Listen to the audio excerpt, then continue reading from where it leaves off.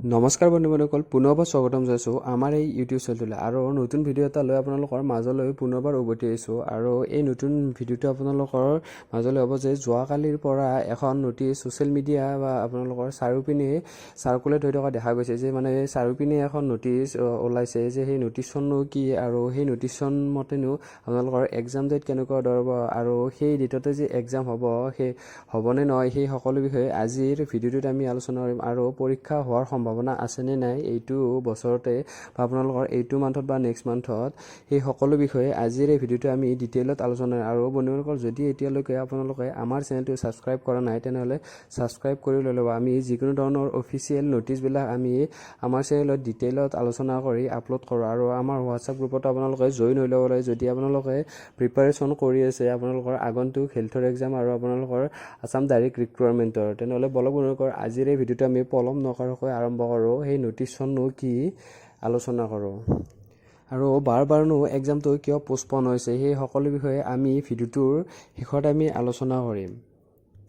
এইখন আছিল আপোনালোকৰ কিছুদিন আগতে অহা নটিচ যি আপোনালোকৰ কনফিডেন্সিয়েল আছিল। এইটো আপোনালোকৰ ডেটটো আছিল 19 জুলাই তাৰিখে। 19 জুলাই তাৰিখে 17খন ডিষ্ট্ৰিক্টলৈ আপোনালোকৰ ডিচিসকলে বা উপায়ুক্তসকললৈ এই নটিচখন পঠাইছিল। আপোনালোকে এই লেটাৰখনত কি আছিল সেই বিষয়ে আমি অলৰেডি আলোচনা কৰিছোঁ। আৰু এই নটিচখনৰ বা এই লেটাৰখনৰ মতে পাতিছিল যে এক্সামটো যি গ্ৰেড 4ৰ এক্সাম হ'বলগীয়া আছিল আপোনালোকৰ আগতে অলৰেডি দুটা ডেট চেঞ্জ হৈছে, 19 জুন আৰু তাৰপিছত আছিল আপোনালোকৰ 3 জুলাই, দুটা ডেট অলৰেডি চেঞ্জ হৈছে। তাৰপিছত এই নটিচখন আহিছিল যে এই নটিচখনৰ মতে যে 7 আগষ্ট তাৰিখে এক্সামটো পাতিব পাৰে নে নোৱাৰে তাৰ কনফাৰ্মেশ্যনৰ কাৰণে আপোনালোকৰ লেটাৰখন কৰিছিল ডিচিসকলৰ বাবে। এইটো আমি অলৰেডি আলোচনা কৰিছিলোঁ ডিটেইলত। এই নটিচখনো ইয়াৰ পিছত আপোনালোকৰ ৰিচেণ্টলি আৰু এখন নটিচ ভাইৰেল হৈছে, আপোনালোকৰ চাৰিওপিনে ছ'চিয়েল মিডিয়া মাধ্যমত উপলব্ধ হৈছে। সেই নটিচখনো কি আমি সেই বিষয়ে আলোচনা কৰোঁ।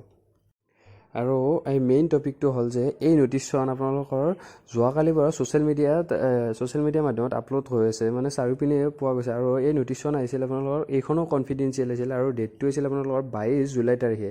22 জুলাই তাৰিখৰ এখন লেটাৰ আছিল আৰু আপোনালোকৰ 17খন ডিষ্ট্ৰিক্টৰ ডিচিসকলৰ ফালৰ পৰা। আৰু এই নটিচখনটো কি আছিল আমি সেইটো বিষয়ে আমি আজি ভিডিঅ'টোত আমি আলোচনা কৰিম। আৰু এইটো আছিল যে ছাবজেক্টটো আছিল কণ্ডাকশ্যন অফ ৰিটেন এক্সামিনেশ্যন। আপোনালোকৰ এক্সামিনেশ্যনটো যি আগষ্টত হোৱাৰ কথা আছিল, ডিচিসকলে 4 ছেপ্টেম্বৰত পাতিব বা কণ্ডাক্ট কৰিব বুলি কৈছে বৰ্তমানলৈকে।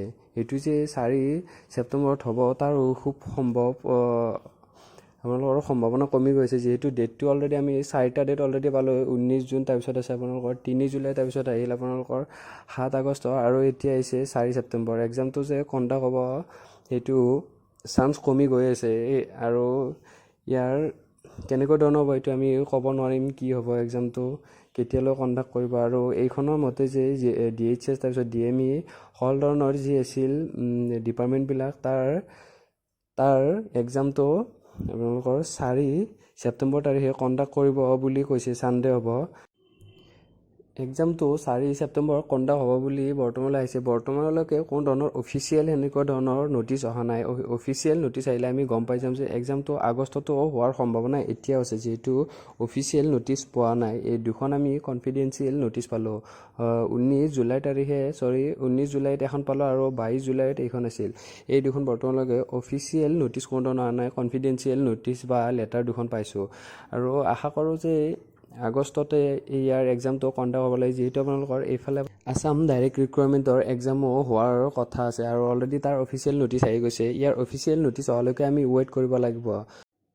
ভিডিঅ'টোৰ আৰম্ভণিতে আমি এটা কথা কৈছিলোঁ যে কিয়নো বাৰ এক্সামটো পষ্টপন হৈছে সেই বিষয়ে আমি এতিয়া ডিছকাশ্যন কৰোঁ যে এক্সামটো বাৰ পষ্টপন হৈছে। আৰু গমেই পাইছে যে অসমৰ বান পৰিস্থিতি এইবাৰ আগতকৈ বহুত বেছি বেয়া হৈ গৈছে আৰু এতিয়াও বহু অঞ্চল বানৰ কবলতে আছে। সেইবাবে এক্সামটো বাৰ পষ্টপন কৰি আছে। আৰু অলৰেডি এই আপোনালোকৰ 7 আগষ্টত বহুকেইটা এক্সাম একেলগে পৰি গৈছে আৰু সেইবাবেই 7 আগষ্ট তাৰিখে এক্সামটো পষ্টপন হৈছে।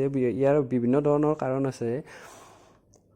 হোপ এইবাৰ ছেপ্টেম্বৰত এক্সামটো কেঞ্চেল নহয়, এইটোৱে আশা কৰিব পাৰোঁ আৰু অফিচিয়েল নটিচৰ কাৰণে আমি ৱেইট কৰিব লাগিব। তেনেহ'লে বন্ধুসকল আজিলৈ ইমানেই। যদি আপোনালোকক ভিডিঅ'টো উপকাৰী বুলি ভাবিছে বা আপোনালোকক উপকৃত কৰিব পাৰিছে এই ভিডিঅ'টোৰ দ্বাৰা, তেনেহ'লে লাইক এটা কৰিব বুলি আশা কৰিলোঁ আৰু বন্ধু বান্ধৱীসকলৰ লগত শ্বেয়াৰ কৰি দিব বুলি আশা কৰিলোঁ।